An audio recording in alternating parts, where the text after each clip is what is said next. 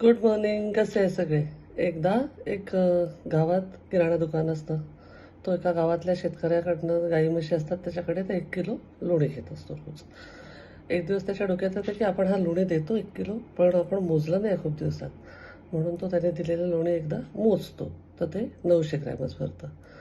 तो गावातल्या पंचायतकडे जातो आणि त्यांना सांगतो की मी ह्याच्याकडनं रोज 1 किलो लोणी घेतो आणि मी खूप दिवसात मोजलं नव्हतं, ते मी आज मोजलं तर ते 900 ग्रॅम भरलं आहे. म्हणजे यांनी माझं रोजचं 100 ग्रॅमचं नुकसान केलं आहे. मग ते त्याला बोलवतात शेतकऱ्याला, जो कोण गरीब शेतकरी असतो त्याला लोणी विकतो तो. त्याला म्हणतात, तुला तुझी बाजू काही मांडायची आहे का?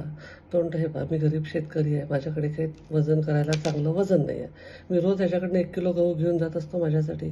तेच मी एका पारड्यात ठेवतो आणि दुसऱ्या पारड्यात लोणी ठेवतो, मोजतो आणि ह्याला आणून देतो. आता बाकी पुढचं काय विचारायचं तर तुम्ही ह्याला विचारा. मग ते पंचायत त्या दुकानदाराला लक्षात येतं की त्यांनी आत्तापर्यंत किती लुच्चपणा केला असेल, या सगळ्यांना लुटलं असेल, त्याचं तोंड एवढंसं होऊन जातं. ते त्याला गावातनं बाहेर काढतात. त्याला त्याची चलाखी खूप महागात पडली. कसं असतं, आपल्याला आपल्या कर्माचं फळ भोगावं लागतं म्हणतात. कर्मा इज बिच. आपण एकदा दोनदा तीनदा आपली चलाखी करून वाचू शकतो, पण कुठे ना कुठे आपल्याला लाईफमध्ये ते रिपे करायला लागू शकतं. कारण जैसी करणी वैसी भरणी या वगैरे ज्या सगळ्या म्हणी आहेत, कुठल्या ना कुठल्या पद्धतीने तुम्हाला ते इथेच वापस करावं लागतं.